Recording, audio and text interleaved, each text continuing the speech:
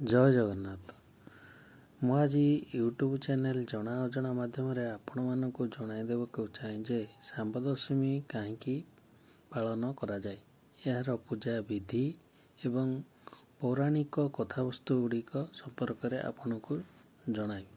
ଶାମ୍ବ ଦଶମୀ ପୌଷ ଶୁକ୍ଳ ଦଶମୀ ଦିନ ପାଳନ କରାଯାଏ। ଶାମ୍ବ ଦଶମୀ ହେଉଛି ସୂର୍ଯ୍ୟ ପୂଜାର ପର୍ବ। ବର୍ଷର 12 ମାସ ଯାକ ବିଭିନ୍ନ ପର୍ବପର୍ବାଣି ପାଳିତ ହେଉଥିଲେ ମଧ୍ୟ ମୁଖ୍ୟତଃ ଶ୍ରାବଣ ଅମାବାସ୍ୟା ଚିତାଲାଗି ଠାରୁ ପୌଷ ଶୁକ୍ଳ ଦଶମୀ ଶାମ୍ବ ଦଶମୀ ମଧ୍ୟରେ ଅଧିକାଂଶ ପର୍ବ ପାଳିତ ହୋଇଥାଏ। ଶାମ୍ବ ଦଶମୀକୁ ଚାନ୍ଦ୍ରମାନ ବର୍ଷର ଶେଷ ବର୍ଷ କହିବାର ତାତ୍ପର୍ଯ୍ୟ ହେଉଛି ଏହାପରେ ଚିତାଲାଗି ଅମାବାସ୍ୟା ପର୍ଯ୍ୟନ୍ତ ପ୍ରାୟ 6 ମାସ ପର୍ଯ୍ୟନ୍ତ ଆଉ ଏତେ ପିଠାପଣାର ପର୍ବ ପଡ଼େ ନାହିଁ। ଓଡ଼ିଶା କୃଷିପ୍ରଧାନ ରାଜ୍ୟ ହୋଇଥିବାରୁ ଏହି ସମୟରେ ପନିପରିବାର ପ୍ରାଚୁର୍ଯ୍ୟ ସମୟ। ବିଭିନ୍ନ ପନିପରିବାରରେ ଏ ପର୍ବରେ ଯେଉଁ ତରକାରୀ ପ୍ରସ୍ତୁତ ହୋଇଥାଏ ତାହାକୁ ଗଡ଼ଗଡ଼ା ତିଅଣ କୁହାଯାଏ। ଏହି ପର୍ବର ମୁଖ୍ୟ ହେଉଛି ଏହି ଘାଣ୍ଟ ତରକାରୀ ଗଡ଼ଗଡ଼ା ତିଅଣ।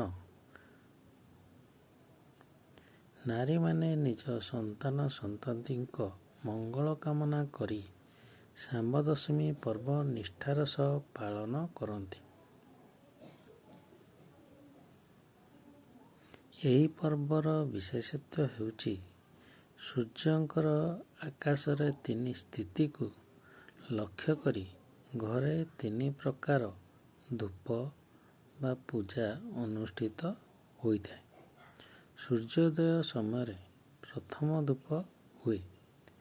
ହିନ୍ଦୁ ନାରୀ ଶୁଦ୍ଧପୂତ ଶୁଚିମନ୍ତ ହୋଇ ଏହି ସମୟରେ ଫଳମୂଳ ମିଷ୍ଟାନ୍ନ ଇତ୍ୟାଦି ନୈବେଦ୍ୟ ସୂର୍ଯ୍ୟଦେବଙ୍କୁ ବାଢ଼ନ୍ତି।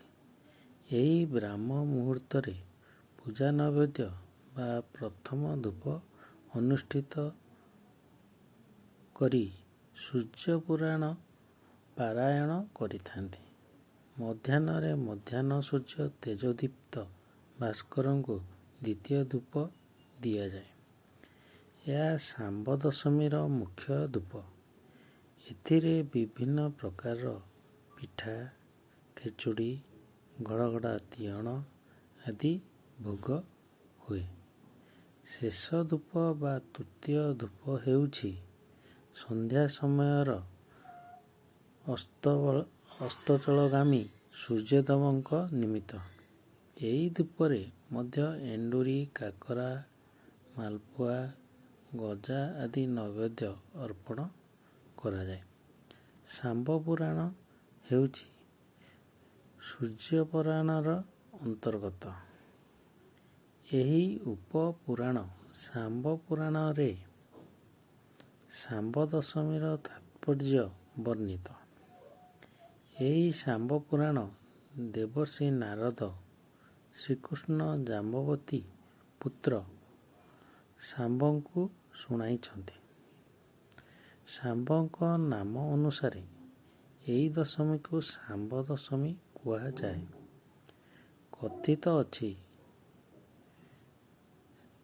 ଶ୍ରୀକୃଷ୍ଣଙ୍କ ସବୁ ପୁତ୍ର ମଧ୍ୟରେ ଜାମ୍ବବତୀ ଗର୍ଭଜାତ ଶାମ୍ବ ଅତ୍ୟନ୍ତ ସୁନ୍ଦର ଥିଲେ। ଦୁର୍ଯ୍ୟୋଧନଙ୍କ କନ୍ୟା ଲକ୍ଷ୍ମଣାଙ୍କୁ ଶାମ୍ବ ଅପହରଣ କରି ଆଣିଲେ। ବଳରାମଙ୍କ ସହାୟତାରେ ଶାମ୍ବ ବିବାହ କଲେ ଦୁର୍ଯ୍ୟୋଧନଙ୍କ ପୁତ୍ରୀ ଲକ୍ଷ୍ମଣାଙ୍କୁ।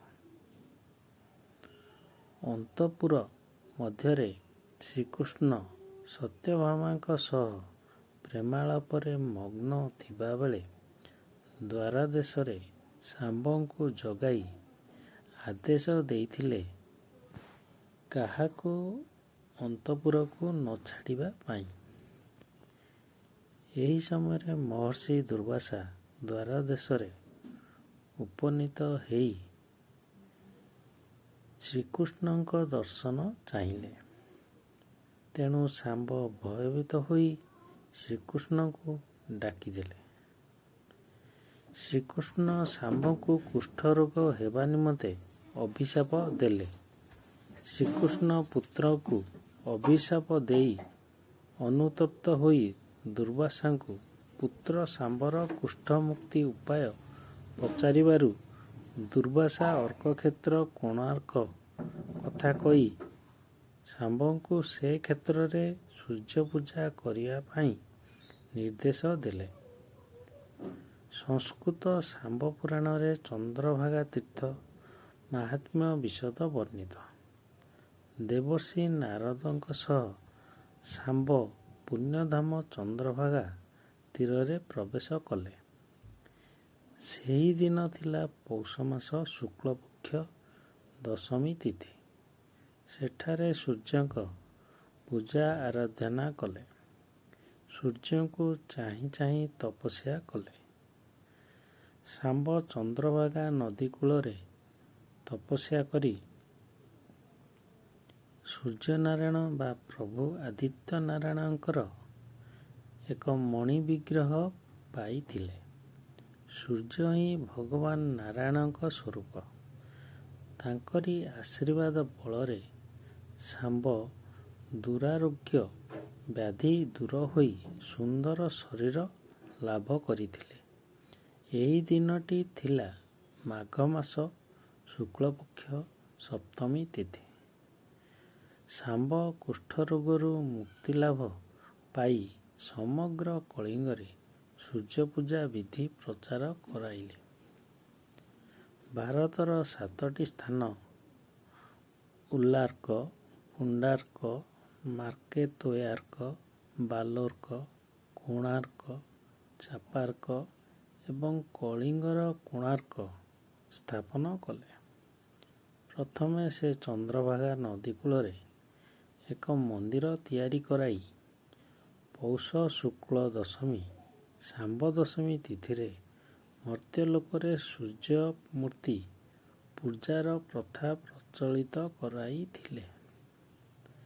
ପ୍ରଭୁ ଆଦିତ୍ୟ ନାରାୟଣଙ୍କୁ ଏହି ପୂଜା ସମ୍ପର୍କରେ ଶାମ୍ବ ଜଣାନ୍ତେ ପ୍ରଭୁ ସୂର୍ଯ୍ୟଦେବ କହିଲେ, ମୋର ପୂଜା ପାଇଁ ଉପଯୁକ୍ତ ପୁରୋହିତ ଭାରତବର୍ଷରେ ନାହାନ୍ତି।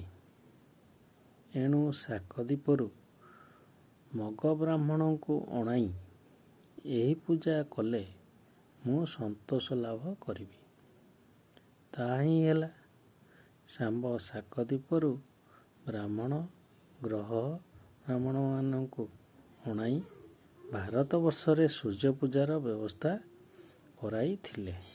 ସେହି କାଳରୁ ଆମ ଦେଶରେ ଶାମ୍ବ ଦଶମୀରେ ସୂର୍ଯ୍ୟଙ୍କ ବ୍ରତ ପାଳନ ଓ ପୂଜା ପ୍ରଚଳନ ରହିଛି। ନିଜେ ଦେବର୍ଷି ନାରଦ ଭୁବନ ଭାସ୍କର ସୂର୍ଯ୍ୟଦେବଙ୍କ ଅଭିଶାପରେ ଧବଳ କୁଷ୍ଠ ବ୍ୟାଧିର ଗ୍ରସ୍ତ ହୋଇଥିବା କଥା ରହିଛି। ନାରଦ ମଧ୍ୟ ଏ କ୍ଷେତ୍ରରେ ସୂର୍ଯ୍ୟଙ୍କର ଦ୍ୱାଦଶ ନାମ ଯଥା ଆଦିତ୍ୟ, ଭାସ୍କର, ପ୍ରଭାକର, ଦିବାକର, ସହସ୍ରାଂଶୁ, ତ୍ରିଲୋକ ଲୋଚନ, ଦେବେ ଦେବେଶ, ଛାୟାରମଣ, ଦିନକର, ଦ୍ୱାଦଶାତ୍ମକ ତ୍ରିବିକ୍ରମ ସୂର୍ଯ୍ୟଦେବ ଜପ କରି ସୂର୍ଯ୍ୟ ପୂଜାରାଧନା କରି ଧବଳ କୁଷ୍ଠ ମୁକ୍ତି ହୋଇଥିଲେ। ସେଥିପାଇଁ ଏ ଦଶମୀକୁ ଶାମ୍ବ ଦଶମୀ କୁହାଯାଏ। ଶାମ୍ବ ବାଲୁକାରେ ସୂର୍ଯ୍ୟମୂର୍ତ୍ତି ଗଠନ କଲେ। ବିଧିବିଧ ପୁଷ୍ପ, ଧୂପ, ଦୀପ, ଚନ୍ଦନ ଇତ୍ୟାଦି ଷୋଡ଼ଶୋପଚାର ପୂଜା କରିଥିଲେ। ସେହି ସ୍ଥାନ ହିଁ ଆଜିର କୋଣାର୍କ। ସୂର୍ଯ୍ୟପୂଜାର ଇତିହାସ ଅତ୍ୟନ୍ତ ପ୍ରାଚୀନ। ଉଲ୍ଲେଖ ଅଛି ଦିଗ୍ବିଜୟୀ ସମ୍ରାଟ ହର୍ଷବର୍ଦ୍ଧନଙ୍କ ରାଜଦରବାରରେ ମୟୂରଭଟ୍ଟ ନାମକ ଜଣେ ଆରାଧ୍ୟ ସଂସ୍କୃତ ଜ୍ଞାନସମ୍ପନ୍ନ କବି ଥିଲେ। ସେ କୁଷ୍ଠ ରୋଗାକ୍ରାନ୍ତ ହୋଇ 100 ଶ୍ଲୋକ ବିଶିଷ୍ଟ ସୂର୍ଯ୍ୟସ୍ତୁତି ରଚନା କରି ନିତ୍ୟ ପାରାୟଣ କରି ବ୍ୟାଧିମୁକ୍ତ ହୋଇଥିଲେ। ଭାଗବତ ଏକାଦଶ ସ୍କନ୍ଧରେ ଶାମ୍ବଙ୍କର ଲୌହମୂଷଳ ଧାରଣ ଓ ଯଦୁବଂଶ କଥା ରହିଛି। ତେଣୁ ତାଙ୍କ ନାମରେ ନାମିତ ଶାମ୍ବ ଦଶମୀ ସୂର୍ଯ୍ୟପୂଜା ସୂର୍ଯ୍ୟଙ୍କର ଏ କ୍ଷେତ୍ରରେ କୁମ୍ଭୀର ରୂପୀ ମହାଦୈତ୍ୟ ଅର୍କବଧ କରି କୋଣାର୍କ ସ୍ଥାପନ କରିଥିବା କଥା ମଧ୍ୟ ରହିଛି। ଯେଉଁ ସ୍ଥାନରେ କୃଷ୍ଣ ପୁତ୍ର ଶାମ୍ବ ସୂର୍ଯ୍ୟଙ୍କ କୃପା ପ୍ରାପ୍ତି ନିମନ୍ତେ ତପଶ୍ଚରଣ କରିଥିଲେ ତାହା ମୈତ୍ରେୟ ବନ ନାମରେ ଖ୍ୟାତ। ସୂର୍ଯ୍ୟଙ୍କର ଅନ୍ୟ ନାମ ମିତ୍ର। ତାଙ୍କ ନାମାନୁସାରେ ଚନ୍ଦ୍ରଭାଗା ତୀରରୁ ଏକ ବ୍ୟାପକ ଅଞ୍ଚଳ ମୈତ୍ରେୟ ବନ ନାମରେ ଖ୍ୟାତ। ଗ୍ରହଯାଗ ସଂସ୍କାର ଗ୍ରନ୍ଥରେ ଉଲ୍ଲେଖ ଅଛି ସୂର୍ଯ୍ୟଙ୍କର ଜନ୍ମସ୍ଥାନ କଳିଙ୍ଗ ଦେଶ।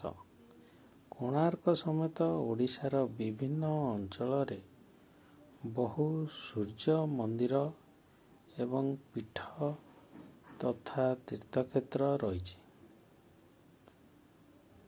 ଏପରିକି ଖଣ୍ଡଗିରିରେ ଦ୍ୱିତୀୟ ଶତାବ୍ଦୀରେ ଅନନ୍ତ ଗୁମ୍ଫାରେ ଖୋଦିତ ସୂର୍ଯ୍ୟ